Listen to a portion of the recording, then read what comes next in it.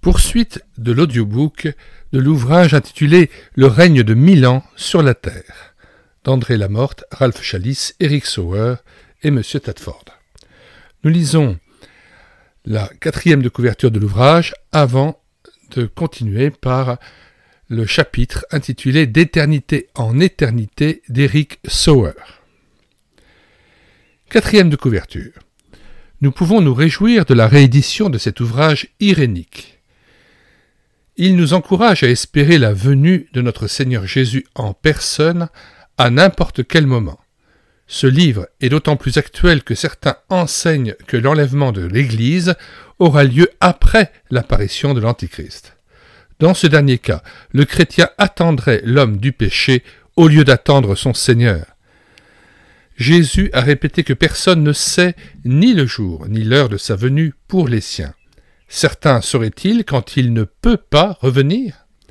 Que resterait-il de la bienheureuse espérance? Dans cet ouvrage, hommes de nationalité, d'arrière-plan, de formation et de charismes différents s'unissent dans une approche historico-grammaticale de l'écriture pour aboutir à un même résultat, un règne de 1000 ans du Christ sur la terre après son retour. Les amillénaristes, ne se sentant pas liés par le sens propre des textes, aboutissent à des conclusions qui divergent les unes des autres. S'ils situent tous le règne du Christ entre sa première et sa deuxième venue, pour certains d'entre eux, ce règne est le pouvoir politique de l'institution catholique romaine. Selon l'analyse de saint Augustin, pour d'autres, c'est le règne des croyants décédés au ciel, Gruyère. Pour d'autres encore, c'est un règne spirituel de l'Église invisible sur la terre, Luther. Un des mérites de l'ouvrage des Lamorte, Challis, Sauer et Tadford est de montrer les faiblesses d'une exégèse qui permet des conclusions aussi contradictoires et de remettre en valeur une approche plus classique du texte biblique, George Winston, ancien directeur de l'Institut biblique belge. D'éternité en éternité, Eric Sauer.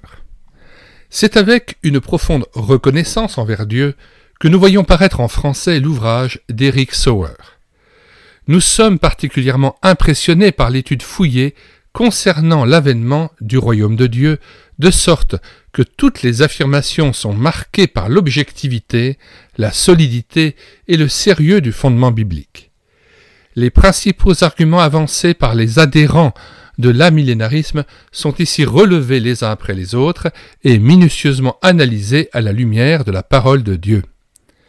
Fait avec conviction, respect et charité, nous n'y trouvons aucune trace de polémique. Ce livre arrive dans le monde francophone à un moment critique. Nous demandons à Dieu d'apporter par son moyen la clarté au milieu de la confusion doctrinale actuelle, les éditeurs. Eric Sauer, né à Berlin en 1898, se donne au Seigneur à l'âge de 14 ans. Commence alors pour lui une vie d'étude intensive de la parole de Dieu. Alors qu'il est à l'université de Berlin, Dieu lui montre que malgré son engagement, il a négligé la prière et la communion personnelle avec lui. Cette épreuve lui apprend que l'Éternel doit être connu non par un raisonnement humain, mais par l'expérience d'une foi vécue en Jésus-Christ.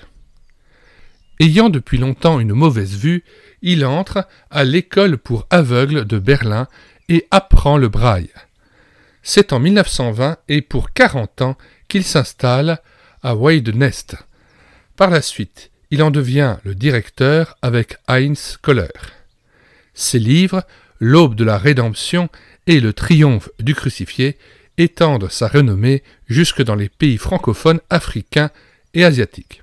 Entre parenthèses, j'aimerais préciser que vous pouvez télécharger ces deux ouvrages, L'aube de la rédemption et le triomphe du crucifié d'Eric Sauer, sur le site internet médiathèquechrétienne.fr, site que nous avons créé en synergie avec cette chaîne YouTube Elle écoutait sa parole, afin d'assurer la réédition numérique gratuite des ouvrages chrétiens épuisés et non réédités, comme l'étaient d'ailleurs ces deux ouvrages.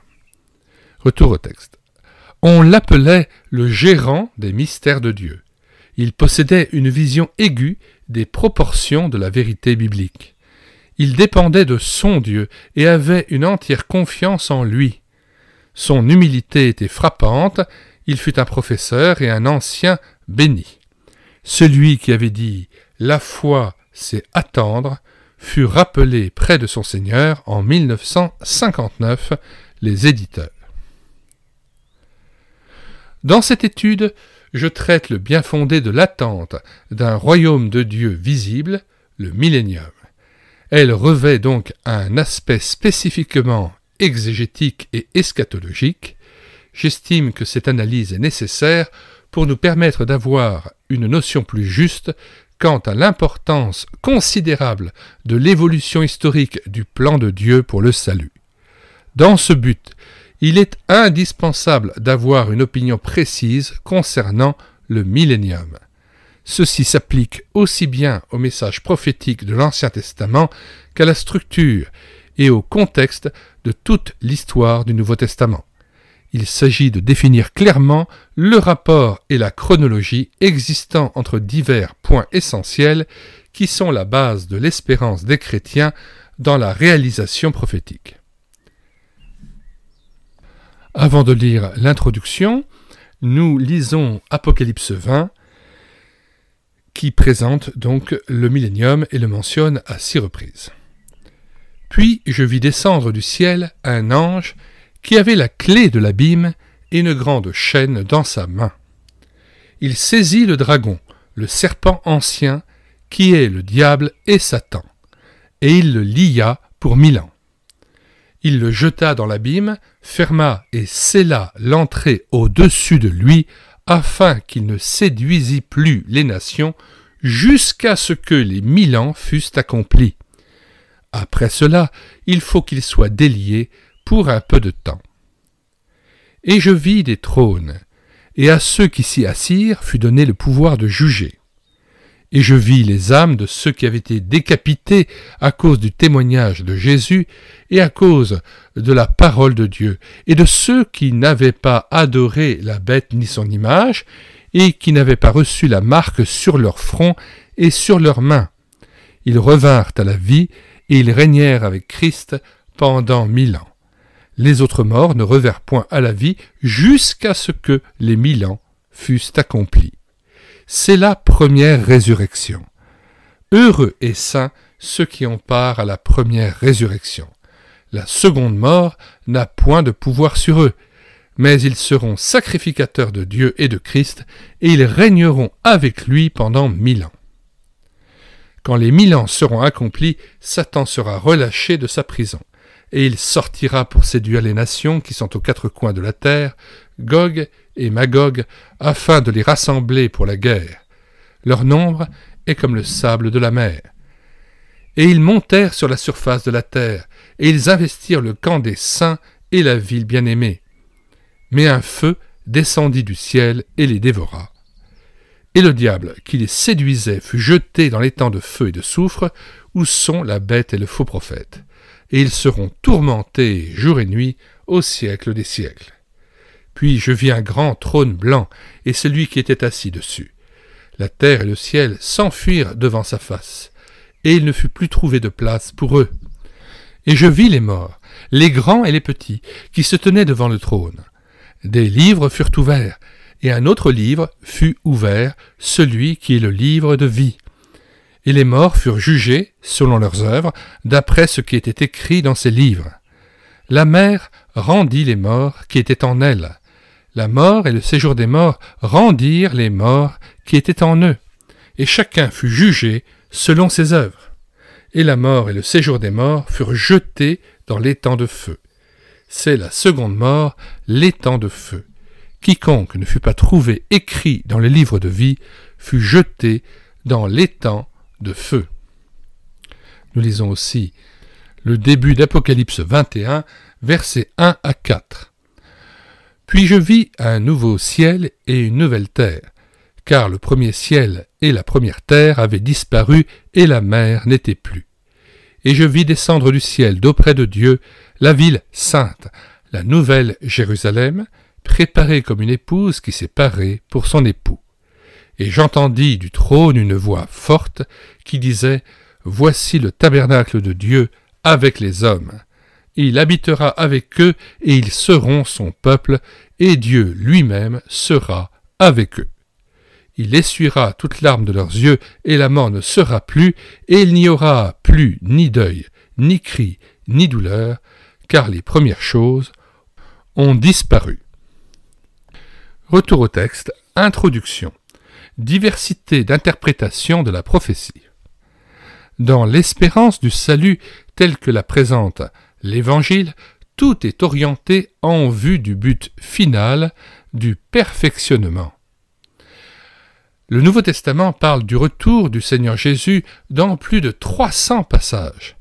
Nous sommes sauvés en espérance, Romains 8, verset 24. L'Écriture sainte ne décrit que les grandes lignes générales et essentielles du déroulement final à venir. Elle n'abonde pas en détails précis. Notre curiosité n'étant pas satisfaite, notre espérance et notre sanctification reçoivent un élan céleste d'autant plus vivifiant et rafraîchissant. La prophétie n'est pas une prédiction du destin. Dieu aime surprendre. C'est pourquoi il ne donne actuellement à ceux qui lui appartiennent qu'une connaissance partielle. 1 Corinthiens 13, versets 9 à 12. Nous lisons cette péricope à partir du verset 8. La charité ne périt jamais. Les prophéties prendront fin. Les langues cesseront. La connaissance disparaîtra. Car nous connaissons en partie et nous prophétisons en partie. Mais quand ce qui est parfait sera venu, ce qui est partiel disparaîtra. Lorsque j'étais enfant, je parlais comme un enfant, je pensais comme un enfant, je raisonnais comme un enfant, et lorsque je suis devenu homme, j'ai fait disparaître ce qui était de l'enfant. Aujourd'hui, nous voyons au moyen d'un miroir d'une manière obscure, mais alors nous verrons face à face.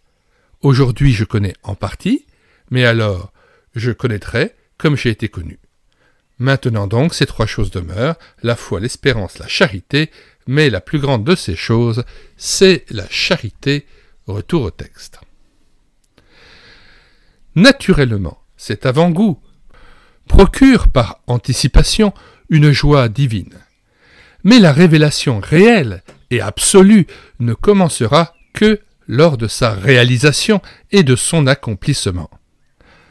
Lorsque nous atteindrons la pleine lumière, nous dirons alors « On ne m'en a pas dit la moitié » 2 Chroniques 9, verset 6. L'accomplissement surpassera infiniment toute notre attente. Pour l'instant, nous sommes en pèlerinage vers le but céleste et nous ne voyons que de très loin les sommets de la cité éternelle de Dieu. L'Écriture sainte ne donne en effet aucune description détaillée du déroulement et de l'enchaînement des événements de la fin. Nous ne pouvons qu'en discerner les grandes étapes et les phases principales. Pourtant, même pour cela, tous les exégètes de la Bible n'ont pas une opinion unanime. Par conséquent, nous devons prendre garde de ne pas dogmatiser. Nous devons rester ouverts aux directives que donne l'Écriture, avoir davantage d'estime les uns pour les autres, même quand il y a différence d'interprétation. En ce qui me concerne, je désire me soumettre constamment à toute parole de Dieu qui me dispense une lumière nouvelle, qui corrige mes convictions antérieures ou qui approfondit des certitudes déjà acquises. Notre vue d'ensemble des événements prophétiques et notre conception de la structure historique générale de tout le plan divin de rédemption dépendent en grande partie de l'attitude dans laquelle chaque individu attend le royaume de Dieu sur cette terre. Nous relisons cette phrase assez complexe, assez difficile à comprendre. Notre vue d'ensemble des événements prophétiques et notre conception de la structure historique générale de tout le plan divin de rédemption dépendent en grande partie de l'attitude dans laquelle chaque individu attend le royaume de Dieu sur cette terre. Voici donc, successivement présentées, 3 convictions différentes. 1. L'attente du retour personnel du Seigneur dans la gloire et la puissance dès le début de son règne de 1000 ans. Le but de son retour est d'établir de façon visible le royaume de Dieu et du Messie. Pré-millénarisme, du latin prae, qui veut dire avant.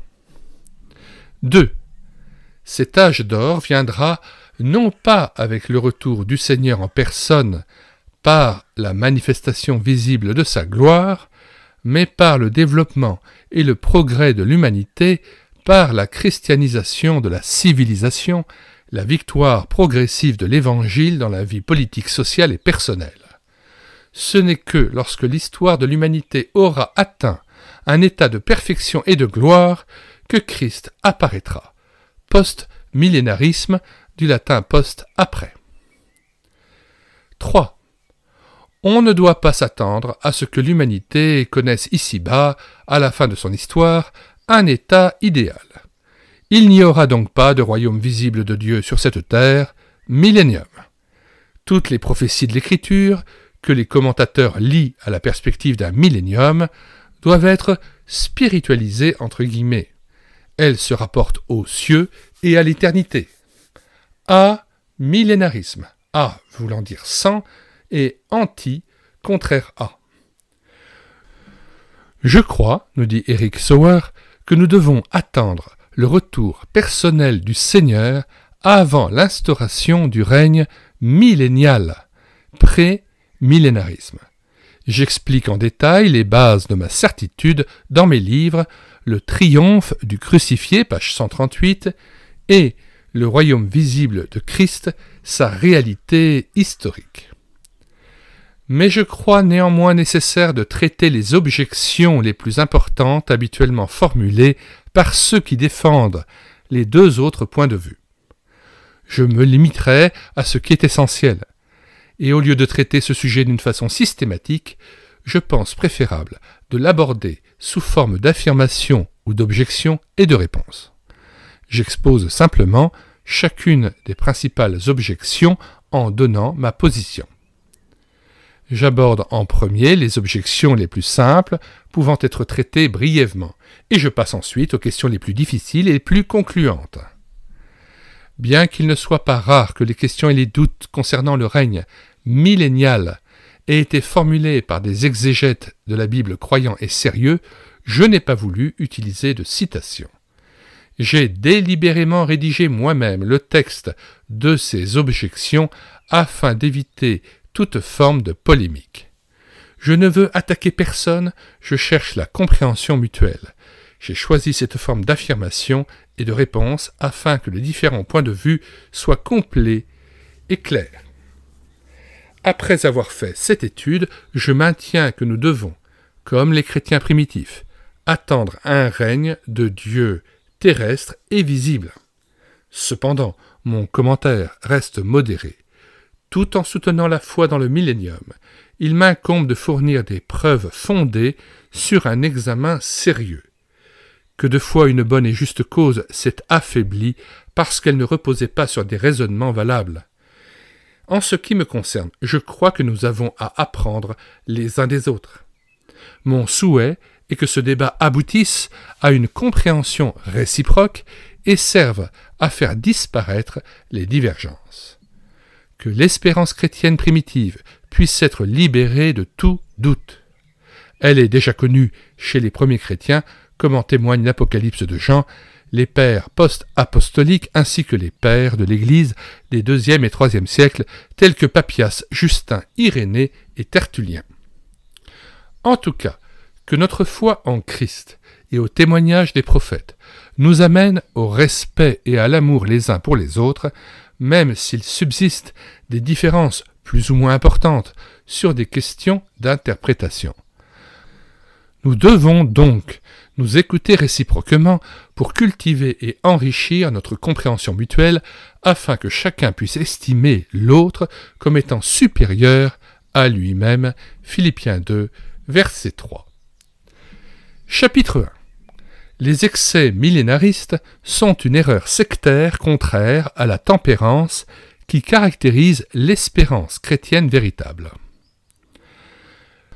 L'enseignement concernant le règne millénial est souvent extravagant et non scientifique.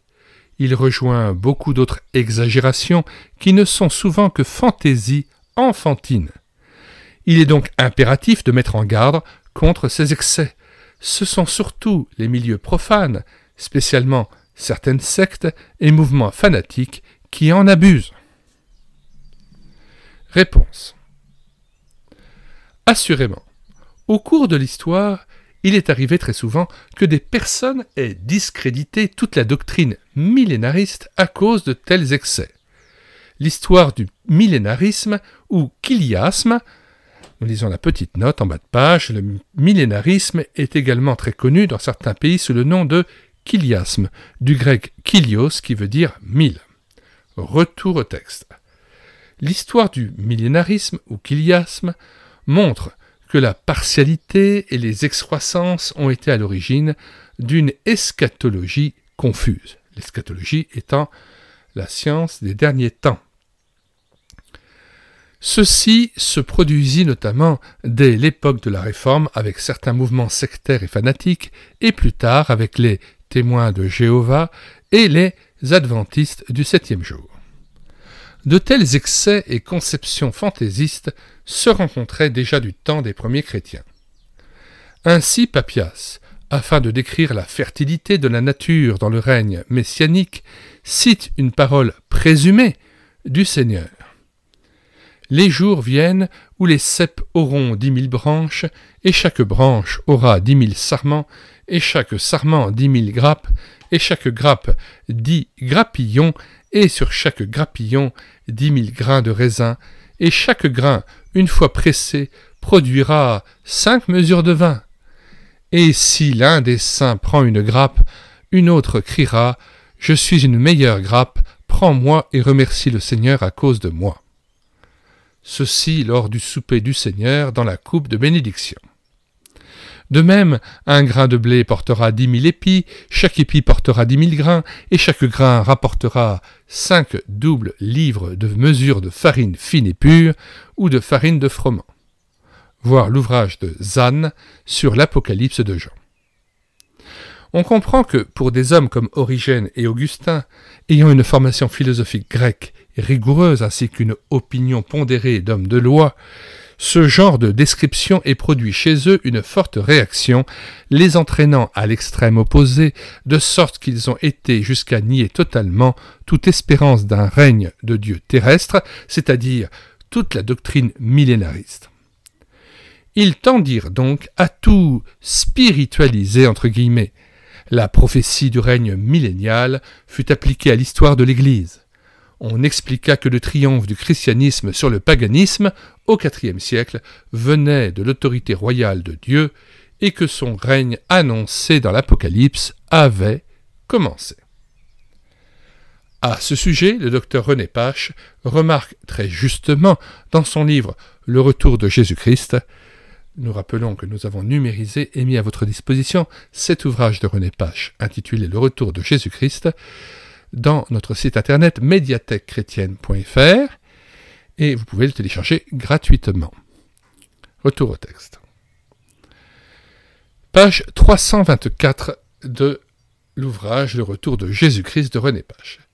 S'il en était ainsi, il faudrait avouer que le règne messianique serait vraiment lamentable, car Satan a bien peu l'air d'être lié et empêché de séduire les nations, ou alors, comme l'a dit quelqu'un, c'est que sa chaîne est terriblement longue. En tout cas, il est certain que la foi chrétienne consistait à l'origine dans l'espérance de la restauration d'Israël, non seulement sur le plan spirituel, mais aussi sur le plan national et terrestre. Dans l'attente d'un règne survenant entre le retour de Christ, parousie, épiphanie et la destruction de ce monde avant la nouvelle création. C'est ce qui a sans cesse été clairement affirmé par les théologiens à chaque nouvelle étape de la théologie biblique, et ce ne peut être qu'intentionnellement ou par manque de connaissance de l'histoire de la théologie que l'on passe cela sous silence. Je me permets de relire ce passage. En tout cas, il est certain que la foi chrétienne consistait à l'origine dans l'espérance de la restauration d'Israël, non seulement sur le plan spirituel, mais aussi sur le plan national et terrestre, dans l'attente d'un règne survenant entre le retour de Christ, qu'on appelle parousie ou épiphanie, et la destruction de ce monde avant la nouvelle création. Retour au texte. Au cours de l'histoire de la chrétienté primitive, il y eut Papias de Hiérapolis en 140 environ, Justin de Sichem en 150 environ, Irénée, mort environ en 202, et Tertullien, mort à près de 122. Dans les premiers siècles de l'ère chrétienne, le millénarisme s'est affaibli parmi les chrétiens au travers de l'évolution de la pensée philosophique grecque. Elle commença surtout dans l'Est avec Clément et Origène d'Alexandrie en 250 environ. Elle pénétra ensuite dans l'Ouest avec Tychonius en 400 environ et par Augustin, évêque de Carthage, mort en 430. C'est alors que le millénarisme disparut de l'Église officielle dont la théologie comportait une carence de doctrine sur les temps de la fin ou sur la fin des temps. La pensée grecque était même opposée à la conception d'un dénouement historique et d'un règne millénial authentique sur cette terre. C'était évidemment la porte ouverte à toutes sortes de théories excentriques sur le millénium et à la naissance de sectes qui mirent à profit les carences de la théologie officielle dans ce domaine, ainsi que l'indifférence des églises classiques au sujet des vérités bibliques. Dans le début du protestantisme, Campigius Vitringa, professeur de théologie à Leiden, Hollande, et Friedrich Adolf Lampe, professeur de théologie à Brême en Allemagne, redécouvrirent la vérité de la prophétie biblique.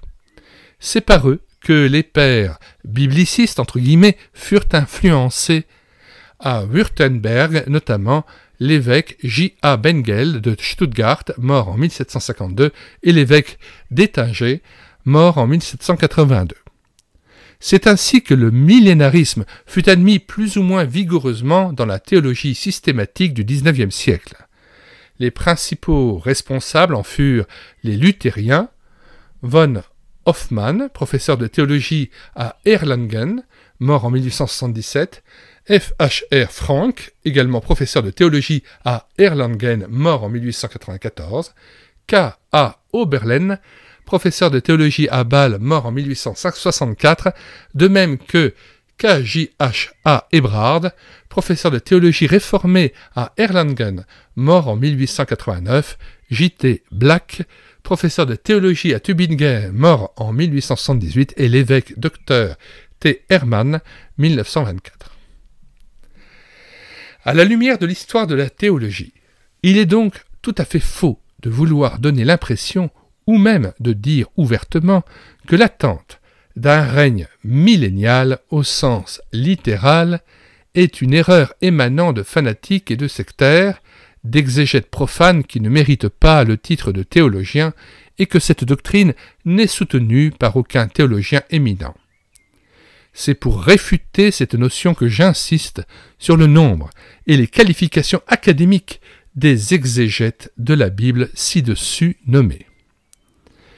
Plus récemment, d'autres érudits et hommes de Dieu ont adopté et maintenu la thèse millénariste, parmi lesquels nous pouvons citer Dachzel, Moderson, le professeur Betex, le docteur S.P. Tregel, John Lilly, D.D. Esward Greswell, B.D., membre de Corpus Christi College à Oxford, Benjamin Wills Newton, Henry Alford, D.D., doyen de Canterbury, le docteur Scofield, le docteur Gaebelein, le docteur A.T. Pearson, George Muller, John Nelson Darby, G.H. Pember, Johann D.R. Holland, D.L. Moody, le docteur R.A. Torrey, Hudson Taylor, etc., etc.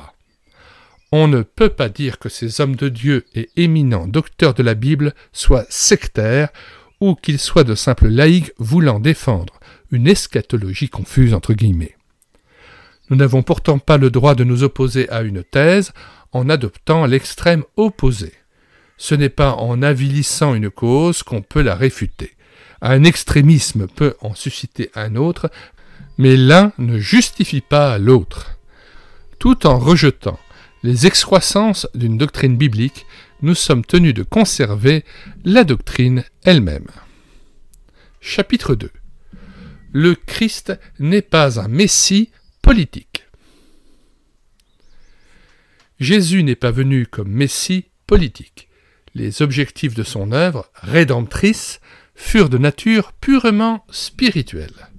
L'instauration d'un royaume de Dieu national, terrestre et visible, est donc incompatible avec le caractère essentiellement spirituel de son œuvre rédemptrice. Réponse. Personne ne conteste que le royaume de Dieu soit de nature essentiellement spirituelle.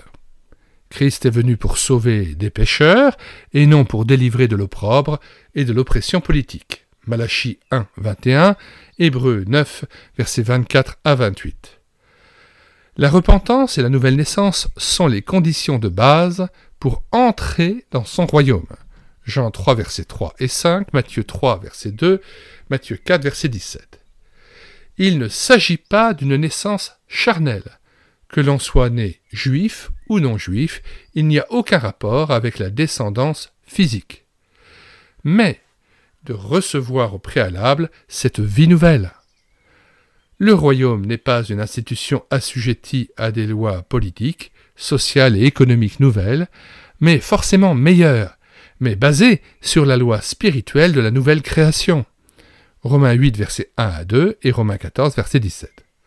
Le juif en est exclu s'il n'est pas né de nouveau, et le gentil, note 1, dans ce texte, l'expression les gentils signifie simplement les non-juifs, c'est-à-dire les nations ou les païens.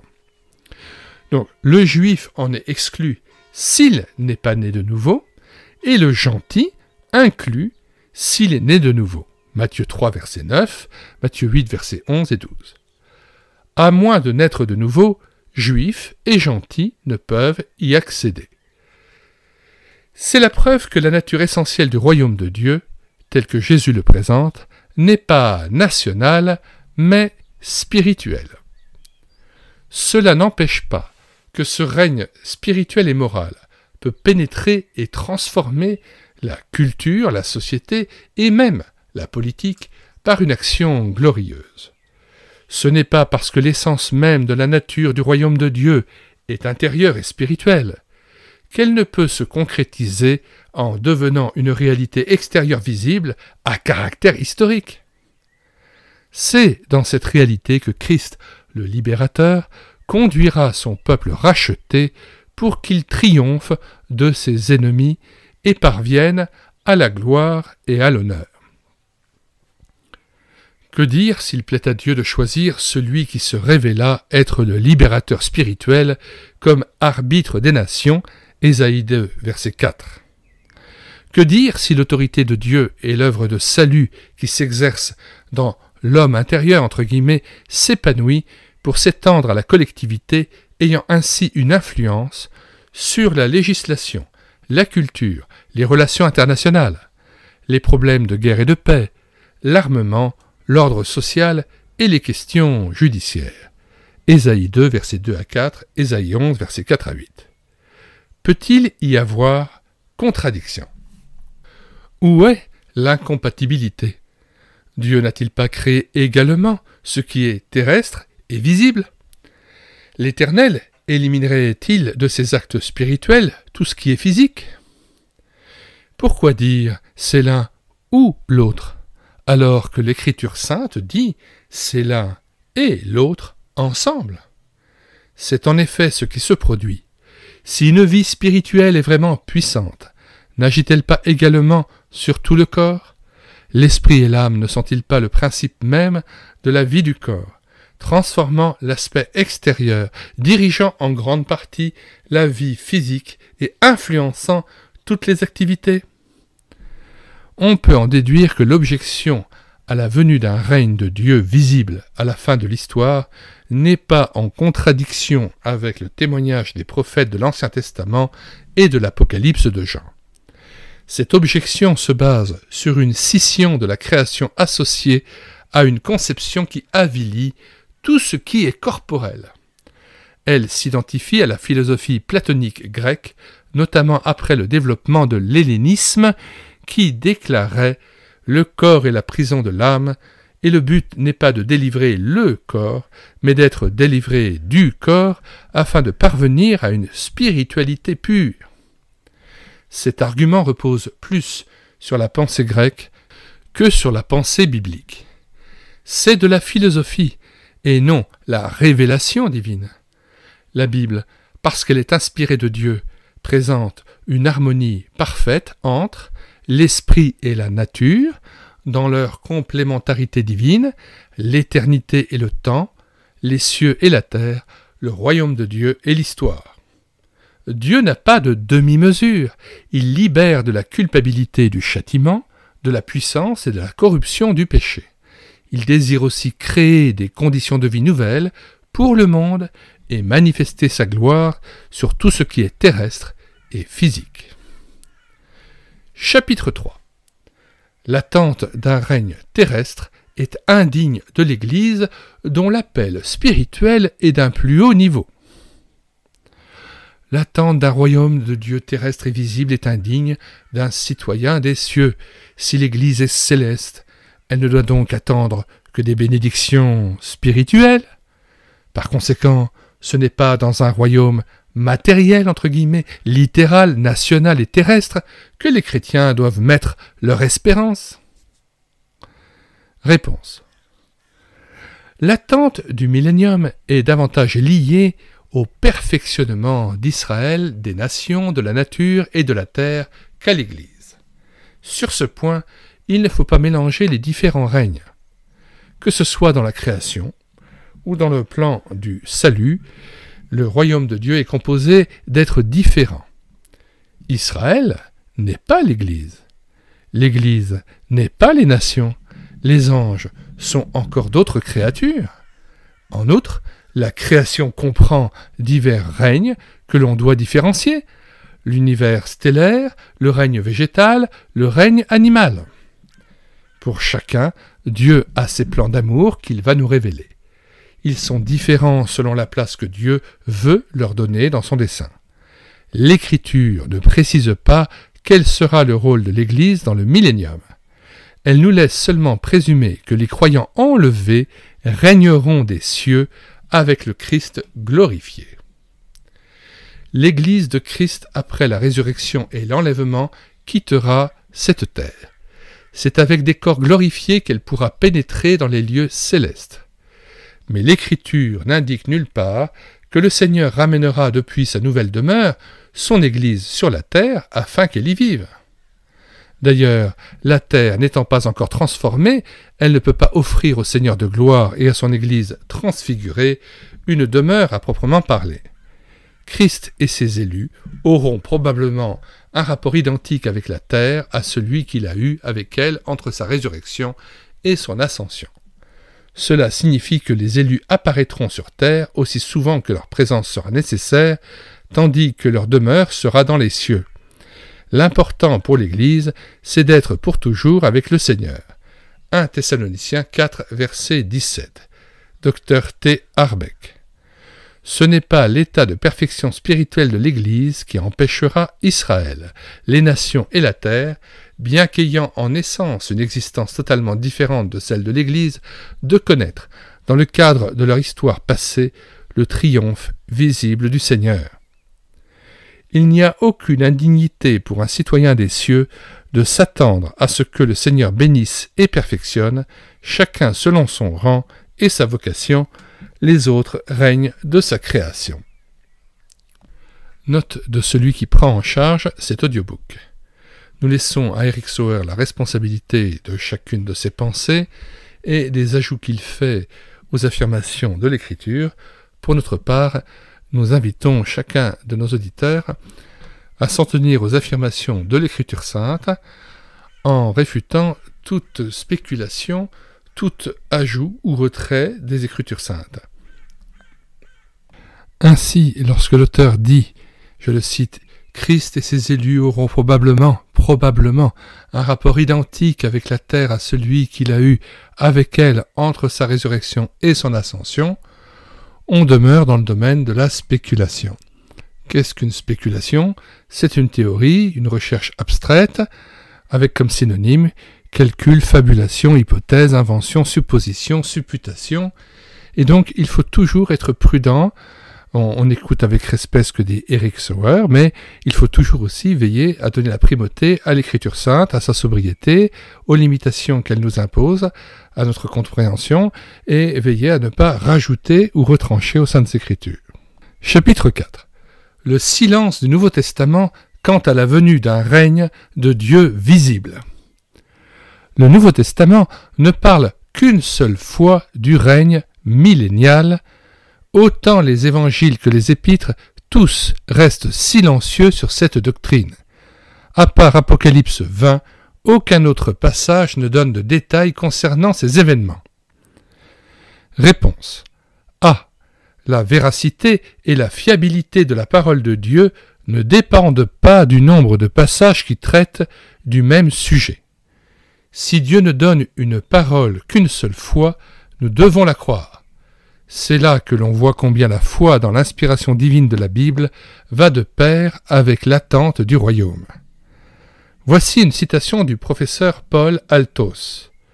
« On ne peut réfuter l'argument théologique qui soutient le millénium en prétendant que certains passages ne parlent pas d'une période précédant le perfectionnement. » Même si 1 Corinthiens 15, versets 23 à 25, laisse sous-entendre la conception de ce règne intermédiaire, aucun doute ne subsiste en lisant Apocalypse 20, versets 4 à 7.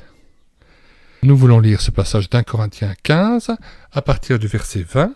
« Mais maintenant Christ est ressuscité des morts, il est les prémices de ceux qui sont morts. Car puisque la mort est venue par un homme, c'est aussi par un homme qu'est venue la résurrection des morts. Et comme tous meurent en Adam, de même aussi tous revivront en Christ, mais chacun en son rang. Christ comme prémisse, puis ceux qui appartiennent à Christ lors de son avènement. Ensuite viendra la fin, quand il remettra le royaume à celui qui est Dieu et Père, après avoir détruit toute domination, toute autorité et toute puissance.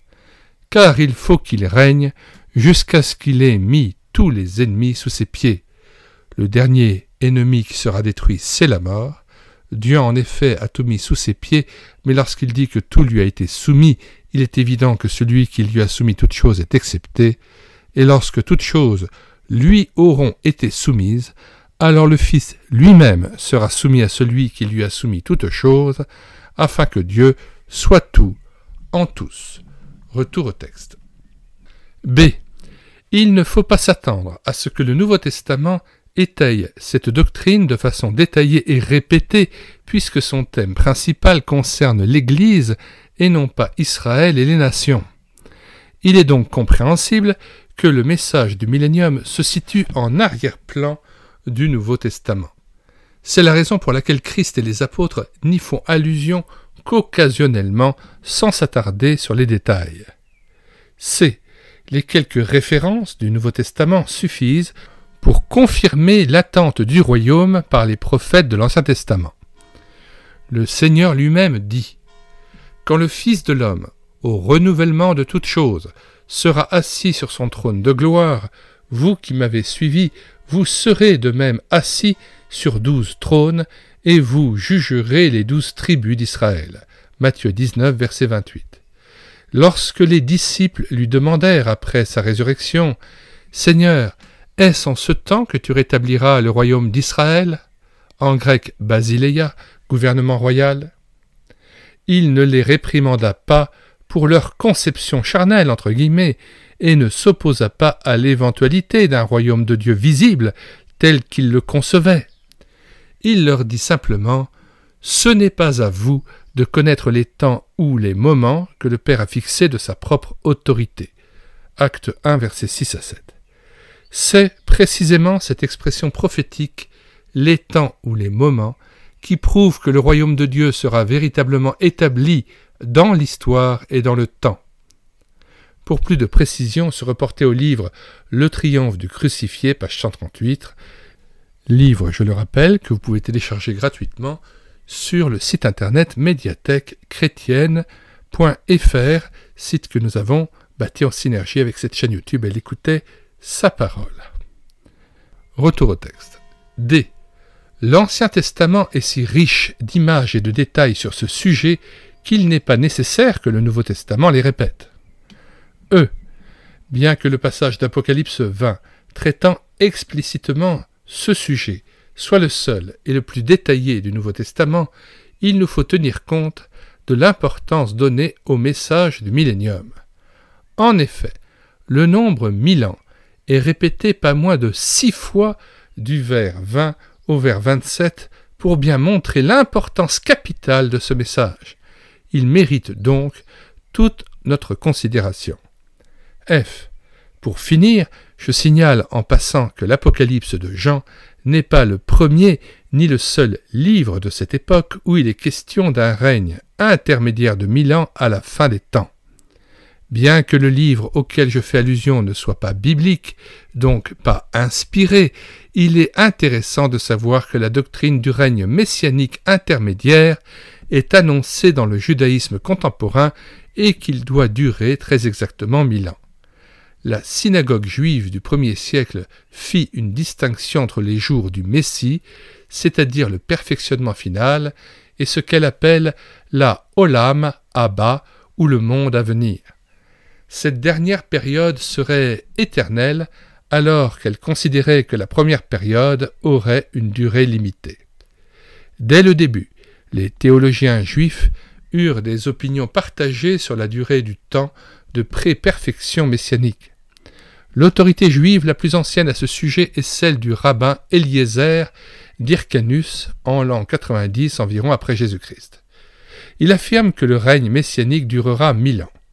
Eliezer fut l'un de ceux qui protégea l'ancienne tradition avec le plus de ténacité, à tel point qu'il dira de lui-même « Je n'ai jamais fait une seule déclaration qui ne soit sortie de la bouche même de mon professeur ».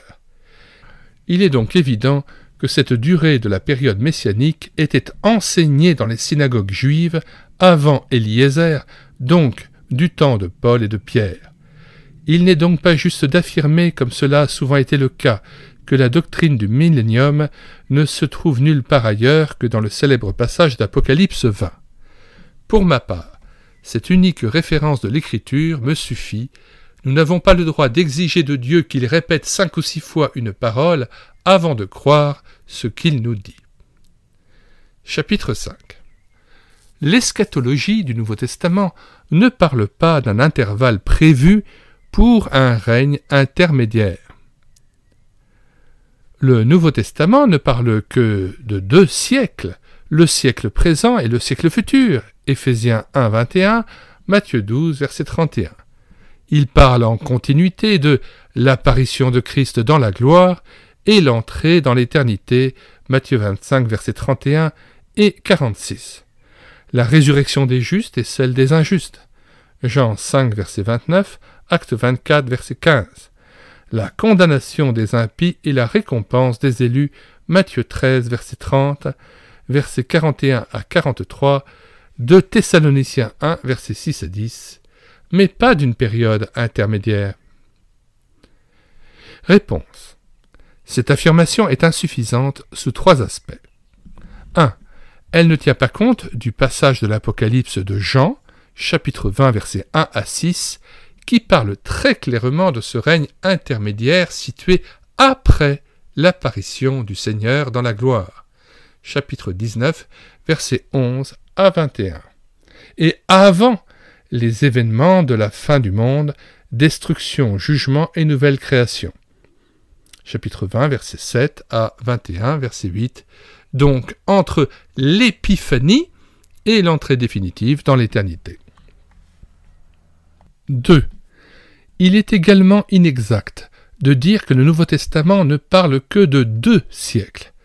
C'est en effet le cas pour quelques passages en particulier, Éphésiens 1, 21, Luc 20, versets 34 à 35, Matthieu 12, verset 32, mais pour la majorité, cela n'est pas exact.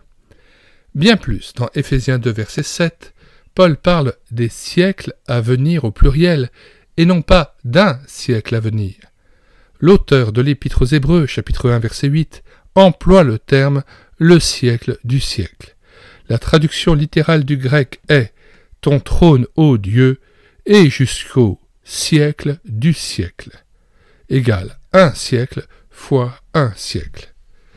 Dans la seconde prière de la lettre aux Éphésiens, chapitre 3, verset 21, Paul se sert d'une expression encore plus forte.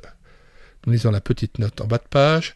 Pour plus d'exactitude, chaque citation de ce passage est traduite littéralement du grec. À lui soit la gloire dans l'Église et dans le Christ Jésus, jusque dans toutes les générations du siècle des siècles.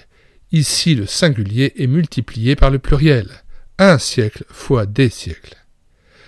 Dans de nombreux passages, Pierre, 1 Pierre 4, 11, 1 Pierre 5, 11, Paul, Galates 1, 5, Philippiens 4, 20, 1 Timothée 1, 17, 2 Timothée 4, 18, Jean, Apocalypse 1, 18, Apocalypse 11, verset 15, Apocalypse 22, verset 5, etc.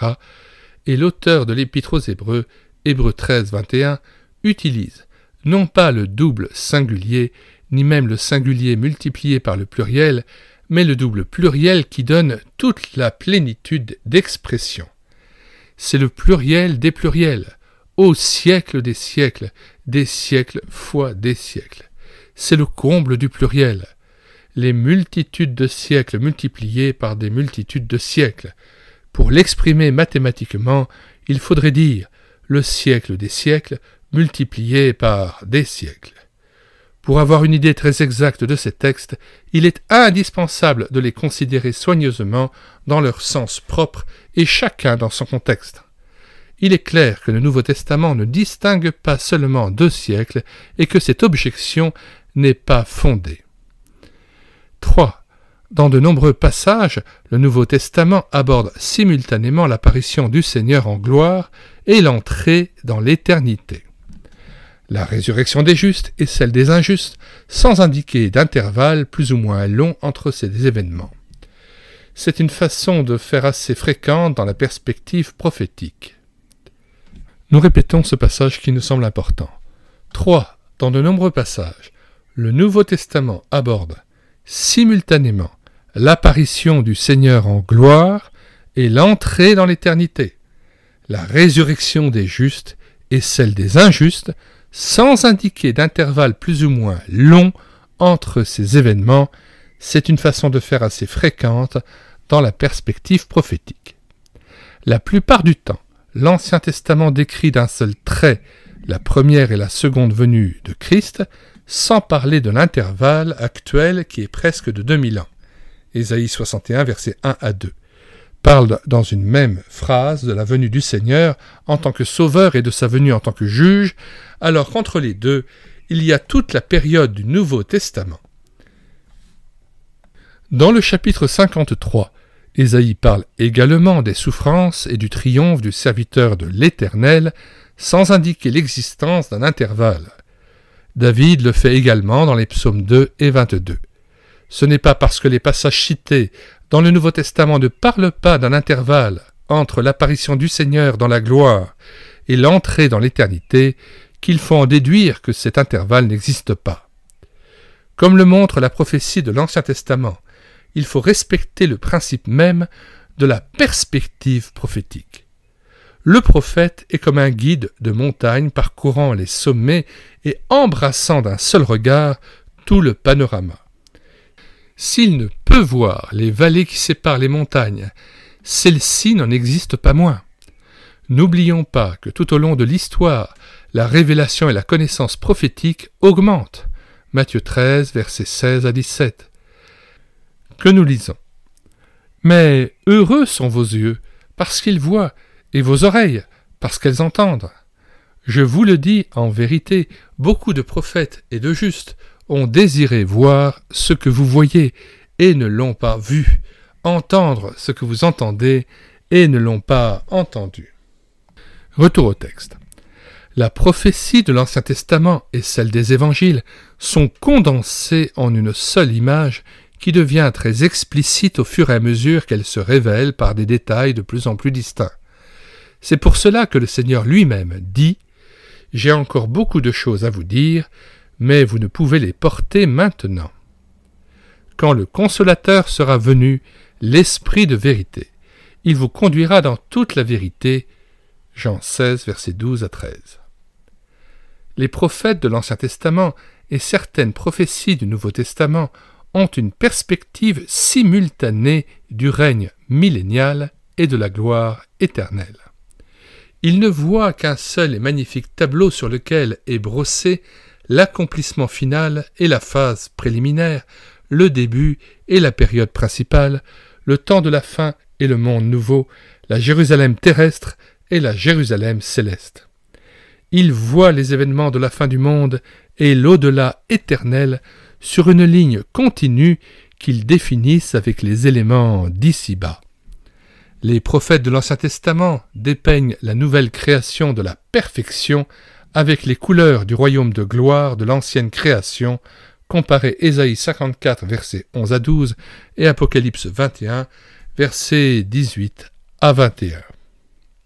Nous lisons d'abord Ésaïe 54, versets 11 à 12.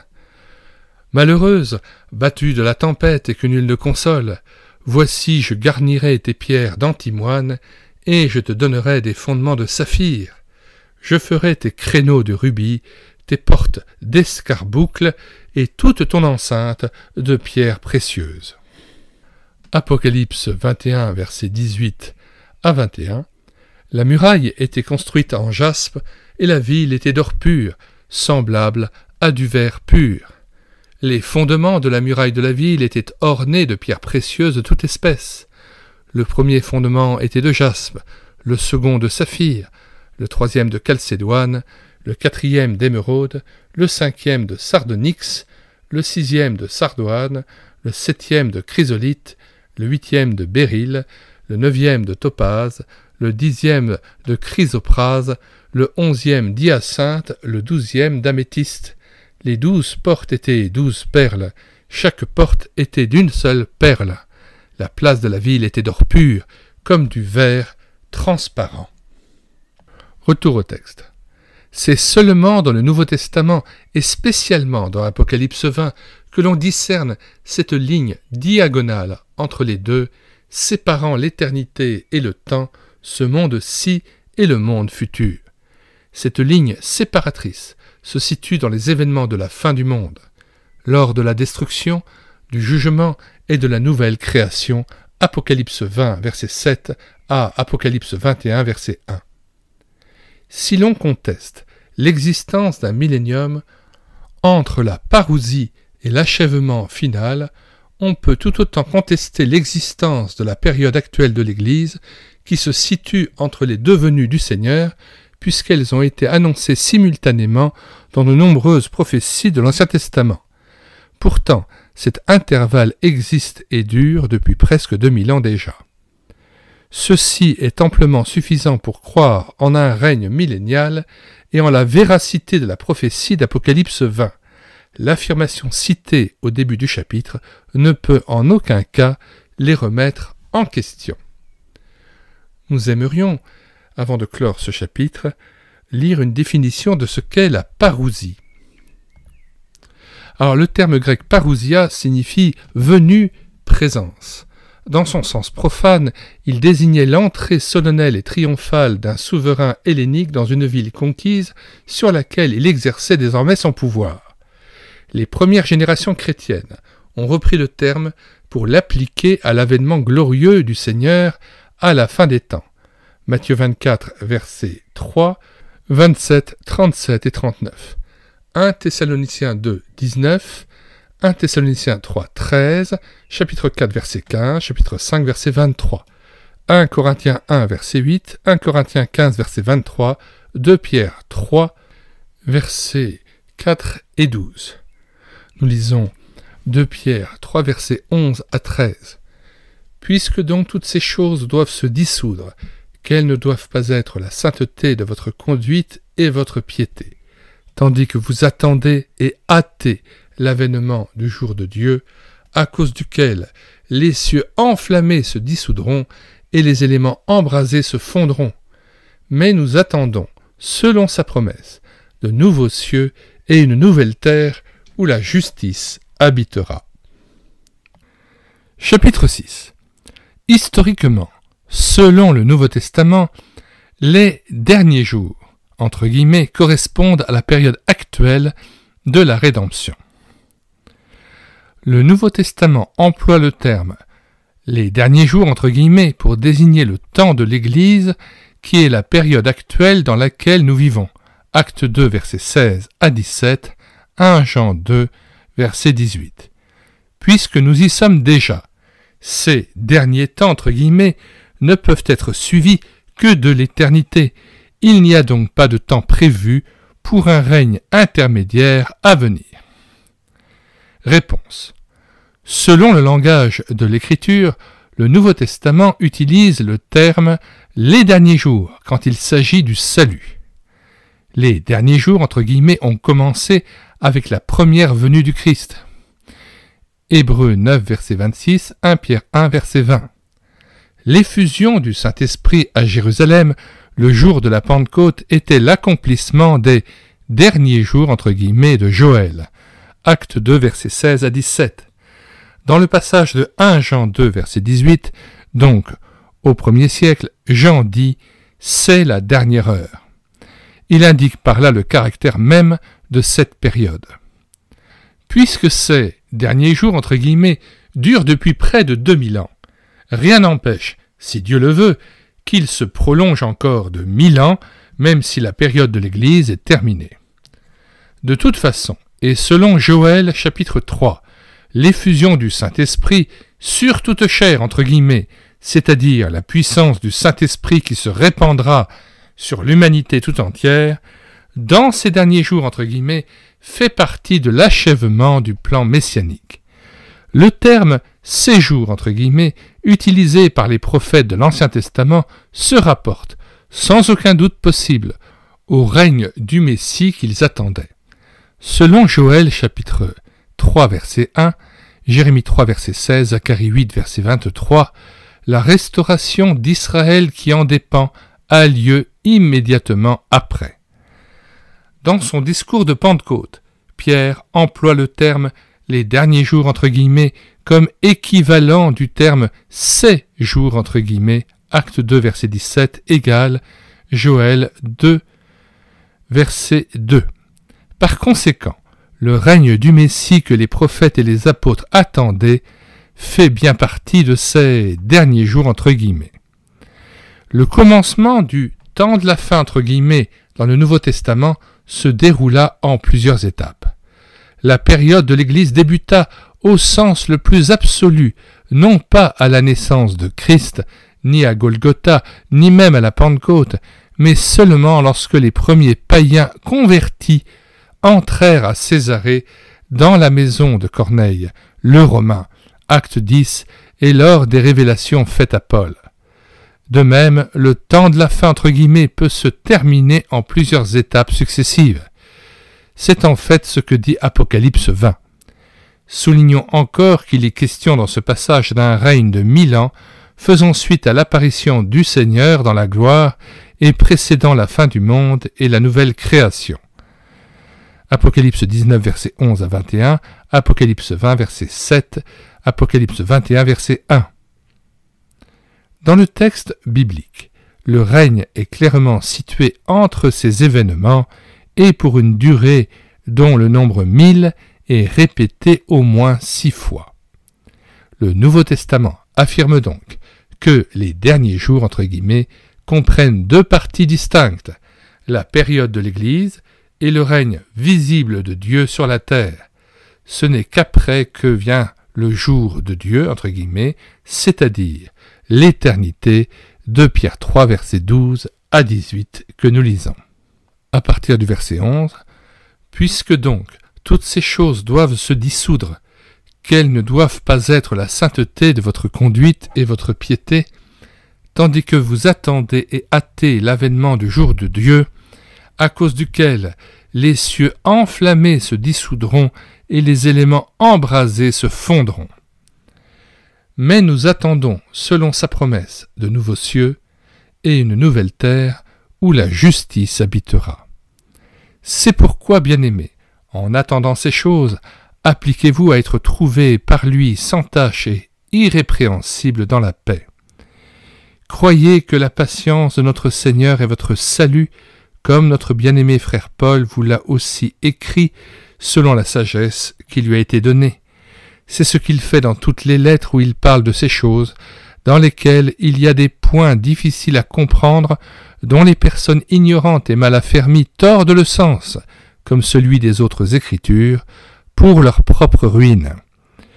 Vous donc, bien-aimés qui êtes avertis, mettez-vous sur vos gardes, de peur qu'entraînés par l'égarement des impies, vous ne veniez à déchoir de votre fermeté. Mais croissez dans la grâce et la connaissance de notre Seigneur et Sauveur Jésus-Christ. À lui soit la gloire, maintenant et pour l'éternité. Amen.